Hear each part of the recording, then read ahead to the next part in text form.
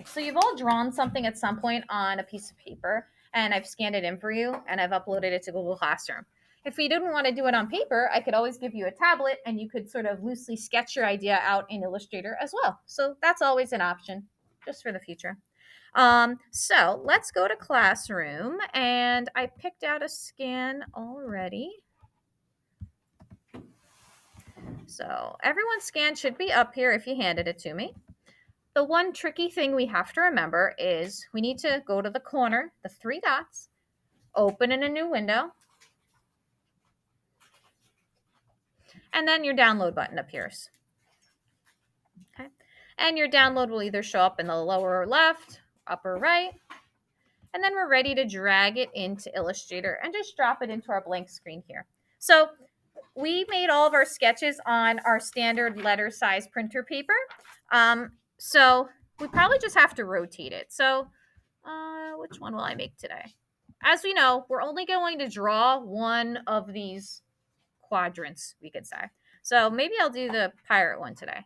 So number one, I need to rotate my paper itself so it's the correct direction. So I'm going to click on it with my black arrow, kind of hover in the corner, and I can use my shift key to rotate it. All right, now it's facing up. Now, in his case, he doesn't need to rotate his canvas, but let's pretend he does. I could click off to the side here, document setup, edit artboards, and thankfully it's already set to letter for us. But if I had to swap it, I could hit the little dude here. All right. Now, I don't want my scan to move because that, I'd say, would be really bad for this project. We definitely don't want that to happen here. So what can I do in my layer panel to make sure that the scan doesn't move around?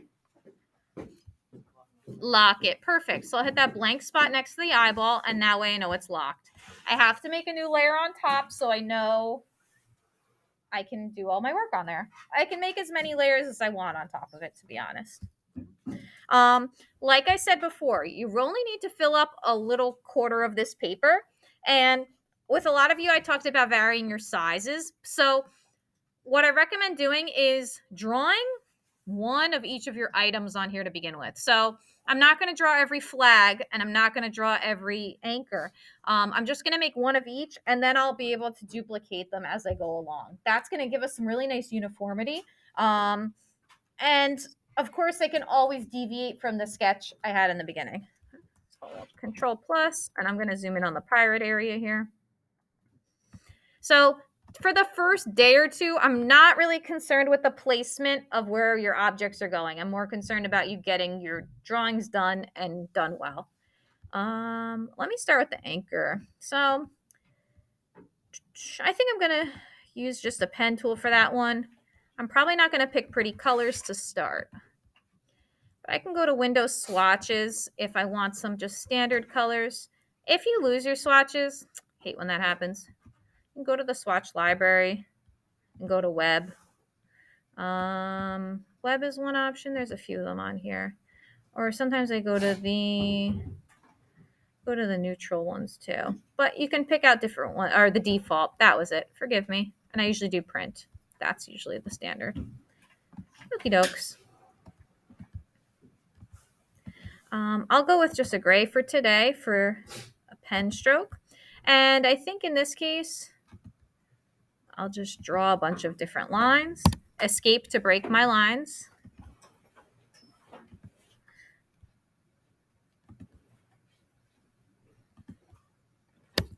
Escape.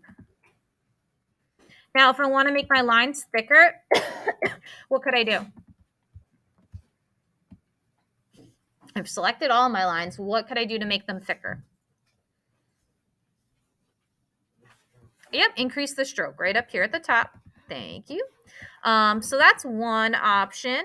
And then another thing we may forget sometimes is you have the width profile here. So this not going to work so hot in my case, but you have different options to adjust like the thickness or the appearance of your lines, which is fun.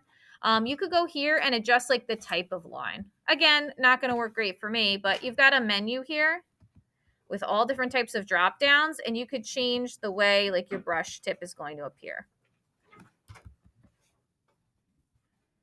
So that will give you a few options for creating different things. I do need to move that line, but I'll adjust it later at the end. Maybe I'll go in and I'll put little triangles on here. I was just using my down key to bring that back to a triangle. And I can start drawing as I go here.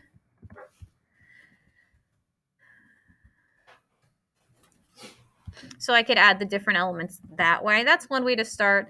Ideally, I'd probably break these lines down into separate pieces and I'd make different parts thicker. I may even trace it and outline it. I'm not really wild about the way I approach that one, but that's okay. Let me move into the skull just to give you a few more tips as well. All right, so if I'm going to go to the skull here, I'll go in with a circle for my head here. And it looks like a little rectangle element at the bottom. I think it's a little wide, so I'm going to shrink it in a little bit like that. And we used our Pathfinder before, so I could shift click both these things. Window, Pathfinder, and I could unite them together to make that shape. It looks good. If I want to curve the bottom, guys, if I want to curve the bottom like where my chin is, I could use my little anchor point tool. We call it the caret for short. And I could curve different parts of it too to add some like little elements to that as well.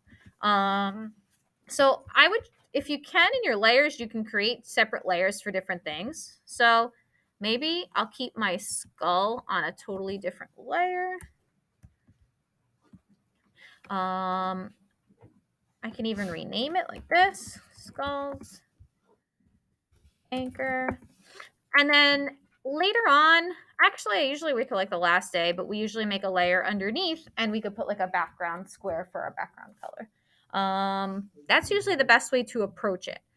So the idea is I want you to put really good detail into the things you're drawing. And like I said, don't draw your skull and crossbones a billion times. Make one really fantastic, copy and paste it, or alt click and move on with that.